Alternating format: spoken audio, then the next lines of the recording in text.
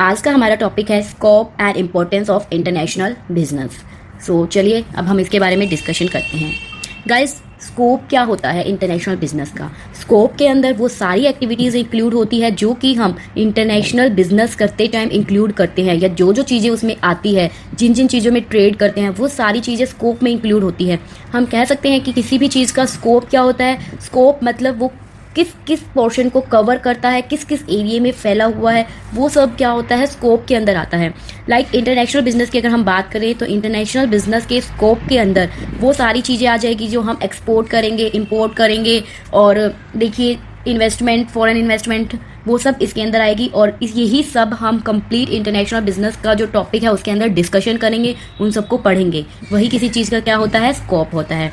तो फर्स्टली इसमें क्या आता है, मर्केंडाइज, एक्सपोर्ट्स एंड इंपोर्ट्स। देखो, मर्केंडाइज क्या होता है? मर्केंडाइज होता है कोई भी टेंजिबल गुड्स। हम कह सकते हैं कोई भी गुड्स, और गुड्स हमेशा क्या होती है, गुड्स हमेशा टेंजिबल होती है। तो इसीलिए मर्केंडाइज का मतलब गुड्स जो कि क्या होती है, टेंजिबल होती है। जिन टेंजिबल का मतलब क्या होता है, देखो दो तरह की चीज़ें होती है, एक होता है टेंजिबल, एक होता है इनटेंजिबल। टेंजिबल जो कि हम देख सकते हैं, जिसको हम टच कर सकते हैं, जबकि जो इनटेंजिबल होता है वो क्या होता है, जिसको हम ना तो देख सकते ना ही टच कर सकते, ओनली उस चीज़ को फील किया जा सकता है। Okay, that is intangible. तो देखिए इसमें क्या है कि जब भी when viewed from this perspective, it is clear that while merchandise export means sending tangible goods abroad and import means bringing tangible goods from a foreign country to one own country। देखिए इसमें यही बता रखा है, merchandise आपको पता चल गया ये क्या होती है, गुड्स होती है जो कि टेंजिबल होती है। अब एक्सपोर्ट एंड इम्पोर्ट क्या होता है, मैं आपको डिटेल में बताती हूँ। देखिए एक्सपोर्ट का मतलब क्या होता है, जब हमारी कंट्री से कोई भी चीज़ हम बाहर की कंट्री को क्या करते हैं, बेचते हैं, सेल करते हैं, that is export. Like example लेती हूँ मैं, इंडिया जो है वो क्या करता है, यहाँ से जो व्हीट है वो कहाँ पर, फॉरेन में भेजता है, एक्सपोर्ट करता है। तो इट मीन्स वो क्या कर रहा है, एक्सपोर्ट कर रहा है व्हीट को।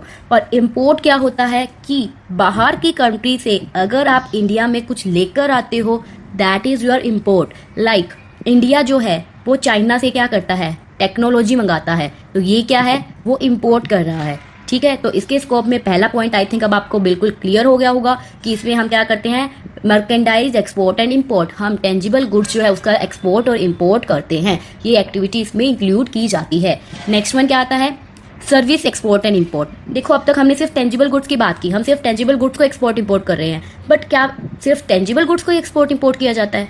मैंने आपको इंटरनेशनल बिजनेस की डेफिनेशन में क्लियर किया था कि इंटरनेशनल बिजनेस की डेफिनेशन में सर्विसेज भी इंक्लूड होती है। तो सर्विसेज एक्सपोर्ट एंड इंपोर्ट मतलब अगर आप सर्विसेज को बाहर की कंट्री में भेज रहे हैं या फिर बाहर की कंट्री से सर्विसेज ले रहे हैं, वो भी इसका पार्ट है।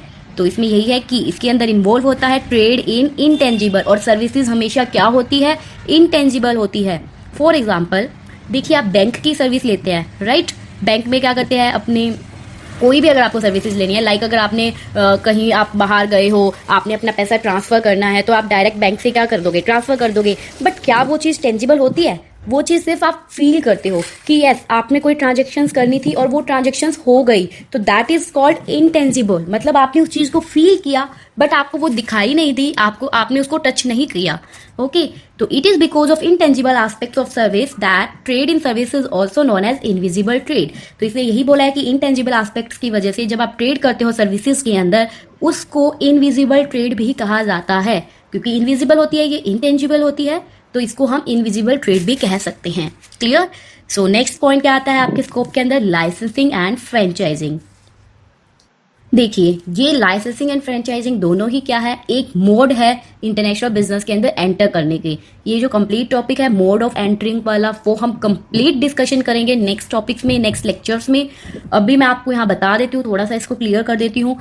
लाइसेंसिंग और फ्रेंचाइजिंग क्या होता है, permitting another party in a foreign country to produce and sell goods under your trademark, patent और copyright in lieu of some fee is another way of entering into international business। देखिए आप जब दूसरी party को जो है foreign country के अंदर उसको परमिशन दे देते हो कि वो पार्टी आपके ट्रेडमार्क को, आपके पेटेंट को और आपके कॉपीराइट को यूज करके कोई भी गुड्स प्रोड्यूस कर सकती है या उसको बेच सकती है, कोई भी थोड़ी सी कुछ फीस चार्ज करके, वो क्या कहलाती है आपकी लाइसेंसिंग एंड फ्रेंचाइजिंग। देखिए ये दोनों आप समझ रहे होंगे ये दोनों सेम चीज है, but no, these are different. और ये डिफरेंट कैसे है वो मैंने आपको बताया, हम डिटेल में डिस्कशन करेंगे। अभी सिर्फ आप इतना समझिए कि ये क्या होते हैं, ये इंटरनेशनल बिजनेस में एंटर करने का एक तरीका होता है, जिसके अंदर क्या होता है कि दूसरी पार्टी जो है, आप उसको क्या कर देते हो, परमिशन दे देते हो फॉरेन के अंदर कि अब मान लो इंडिया है, इंडिया ने चाइना वालों को परमिशन दे दी कि आप जो है हमारा ट्रेडमार्क यूज करके ये जो गुड्स है ये बना सकते हो और उसको बेच सकते हो, लेकिन बदले में हम आपसे फीस चार्ज करेंगे।